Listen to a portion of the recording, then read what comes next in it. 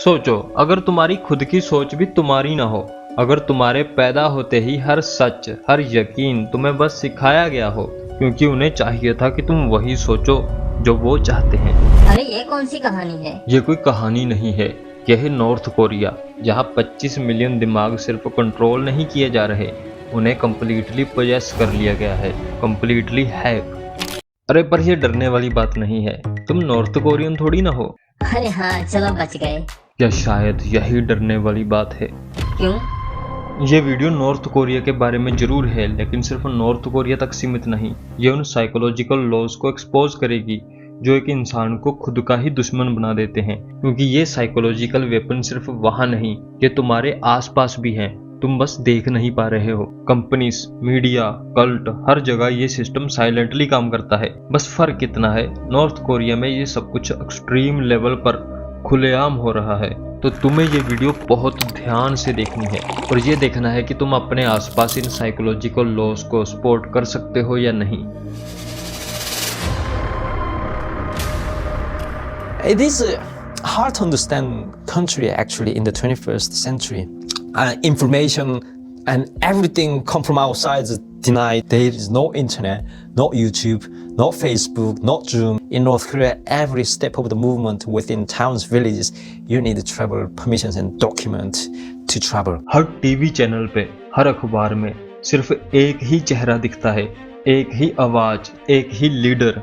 तुम देश नहीं छोड़ सकते, कोशिश करोगे तो मार दिए जाओगे। तुम प्रोटेस्ट नहीं कर सकते, तुम एक जोक भी नहीं मार सकते, क्योंकि वहां जोक भी गद्दारी होती है। I entirely beg you, people and government of the DPR Korea, for your forgiveness. Please, I have made the worst mistake of my life. वहाँ के लोगों को ये भी नहीं पता कि दुनिया में फेसबुक, इंस्टाग्राम, यूट्यूब जैसे ऐप एग्जिस्ट भी करते हैं। हम फ्रीडम ऑफ स्पीच की बात करते हैं, पर लेकिन उस लिस्ट में सबसे लास्ट रैंक पे है north Korea. I loved them. I thought they were God because I was brainwashed and I didn't know. Isolation सिर्फ किसी रूम में बंद करना नहीं होता, उनके ऑप्शन काट दो, उनके इनपुट्स कंट्रोल करो और उनका रियलिटी से कनेक्शन तोड़ दो। इंसान हर चीज का मतलब कंपेयर करके समझता है। अगर तुम्हारे पास कंपेयर करने के लिए कुछ होगा ही नहीं, तो तुम जो देख रहे हो वही तुम्हारा सच बन जाता है। जब तुम्हें कोई दूसरा सच सुनने को ही ना मिले, तो झूठ भी भगवान का वचन लगता है। सोचो, अगर कोई बचपन से ये मानता आया है कि भेड़िया भेड़ों का ख्याल रखता है, और किसी दिन कोई आए और बोले नहीं, भेड़िया तो भेड़ों को खा जाता है, तो उसका सिस्टम हिल जाएगा, वो अनकंफर्टेबल हो जाएगा, क्योंकि अगर ये बात मानी तो उसके पूरे जीवन का सच झूठ बन जाएगा। और उसी दर्द को बचाने के लिए वो दूसरे सच से भागता है। वो वही कंटेंट ढूंढता है जो उसके यकीन को बार बार जस्टिफाई करे, क्योंकि उसे अपने सच का प्रूफ चाहिए होता है, चाहे वो सच हो या ना हो। फिर एल्गोरिदम उसे वही कंटेंट दिखाता है जिसमें वो ऑलरेडी मानता है। एल्गोरिदम तो डिजाइन ही ऐसे हुआ है, पर जब एक ही एंगल, एक ही विजन, एक ही वर्जन बार बार मिलता है, तो एक्सट्रीम सोच पैदा होती है, और धीरे धीरे इस एक्सट्रीम सोच के चलते वो सवाल करना ही छोड़ देते हैं। शायद इसलिए आज दुनिया में नफरत बढ़ चुकी है, क्योंकि लोग सिर्फ एक ही पर्सपेक्टिव में जीने लगे हैं। दूसरी सोच, दूसरा नजरिया, दूसरा एंगल, उसको वो झूठ बोलेंगे या प्रोपेगेंडा। और जब तुम दूसरे नजरिए से आइसोलेट हो जाते हो, जब एक इंसान की रियलिटी, दुनिया और सच सिर्फ एक ही सोर्स से आए, तो समझ जाओ कि उसकी खुद की सोच उसकी खुद की नहीं है। तो जो नॉर्थ कोरिया में एक्सट्रीम सोच वाले लोग हैं, जो अपने लीडर को गॉड लाइक मानते हैं, जो उसकी सेवा को अपनी जिंदगी का मकसद समझते हैं। अरे यार, ये पागल है क्या? पागल नहीं है, वो इस लॉ ऑफ आइसोलेशन का फाइनल प्रोडक्ट है। चाहे नॉर्थ कोरिया जितना एक्सट्रीम ना हो, पर ये कुछ हद तक हर जगह, हर घर, हर देश में होता है। वहाँ के बच्चों में एक मिथ है कि उनका लीडर टॉयलेट नहीं जाता, क्योंकि वो उनके लिए एक डिवाइन बीइंग है, एक भगवान का फरिश्ता, या कहें उनका भगवान। जब तुम्हारा लीडर हर किताब में लिखा हो, जब हर टीवी, हर पोस्टर, हर थॉट उसके नाम से शुरू हो, तो धीरे धीरे वो इंसान नहीं रहता, लोगों का भगवान बन जाता है। और जब भगवान बन जाता है तो उसके खिलाफ बोलना गुनाह होता है। लेकिन ये इल्यूजन सिर्फ बातों से नहीं बनता, एक्शन से भी बनाया जाता है। नॉर्थ कोरिया में जब बाढ़ आई तो किम जोंग उन खुद वहां गया, लोगों से मिला, उनकी मदद की और नए घर बनवा के दिए। न्यूज़ में ये नहीं दिखाया गया कि वो डिक्टेटर है, दिखाया गया फरिश्ता आया था मदद करने। हमारे आसपास कौन लोग डिवाइन इल्यूजन का शिकार है? बताता हूँ। पॉलिटिक्स भगत।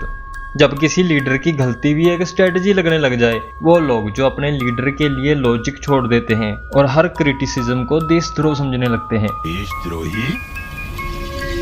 अरे भाई, मैं तो देशभक्त हूँ, किसान हूँ, गेहूं और चावल के साथ साथ चरस और गांजा भी उगाता हूँ। जब किसी को किसी गुरु या मौलाना की हर बात भगवान का वचन लगने लग जाए, जहां ब्लाइंड फेथ इतना गहरा हो जाता है कि उनके सेक्सुअल स्कैंडल्स या पैसे के लिए किए गए फ्रॉड भी एक डिवाइन टेस्ट बन जाते हैं। जब एक्टर के खिलाफ एक लाइन भी बोलें तो ट्रोलिंग, हेट कमेंट्स और कैंसल कल्चर स्टार्ट हो जाता है। जब बॉस या सीनियर को विजनरी मानकर उसकी खराब आदतें भी इंस्पायरिंग लगने लगती हैं। Oh this is cool. जब तुम्हारी गर्लफ्रेंड टॉक्सिक हो लेकिन तुम उसे इतना आइडलाइज कर चुके हो कि तुम्हें लगता है कि मैं इसके बिना जी ही नहीं पाऊंगा। And this is the divine illusion my friend. I personally even experienced watching public execution. Hundreds of crowd people gathered. But specifically told all children come out, sit at the front of the crowd. Each police had 3 bullets. So the first bullet, it went into the eyes. The eyes was covered, and the bullet popped out the eyes. आदमी तब तक लड़ता है जब तक उसे लगता है कि लड़ने से कुछ बदल सकता है, लेकिन नॉर्थ कोरिया में जब कोई क्राइम करता है तो हो सकता है उसकी सजा पूरी फैमिली को मिले, और सजा भी ऐसी कि सबके सामने मिसाल बन जाए, ताकि बाकी लोगों की हिम्मत भी अंदर से टूट जाए। और जब इंसान को लगता है कि ट्राई करने से भी कुछ नहीं होगा, तो इंसान लड़ना नहीं, सिस्टम के हिसाब से जीना सीख लेता है। जैसे नॉर्थ कोरियंस शादियों में और ऐसे छोटे मोटे इवेंट्स में खुशियां तलाश करते हैं, छोटी छोटी चीजों में जिंदगी ढूंढते हैं, और शायद कुछ लोग उसमें खुश भी हैं। और ये लोग प्रोडक्ट हैं इस साइकोलॉजिकल वेपन के कि make them feel they are helpless. इसलिए उन्होंने सिस्टम के साथ जीना सीख लिया। ये एक साइकोलॉजिकल स्टेट है जहां तुम हार जाते हो, पर फिजिकली नहीं, मेंटली। जब मानसिक तौर से कोई ये मान लेता है कि ये मुझसे नहीं होगा, तो वो कोशिश भी नहीं करेगा। पर नॉर्थ कोरिया में ये एक्सीडेंटल नहीं है, लोगों की विल को हर तरफ से तोड़ा गया है, और जब रेसिस्टेंस खत्म हो जाए, कंट्रोल बिना स्ट्रगल के कायम रहता है। जो इस सिस्टम से हार चुके हैं वो ये 3 लॉज का फाइनल प्रोडक्ट हैं। उनके दिमाग को ऐसे बनाया गया है, और यही 3 लॉज एक इंसान के अंदर से सवाल करने की ताकत छीन लेते हैं। पर कहानी यही खत्म नहीं होती।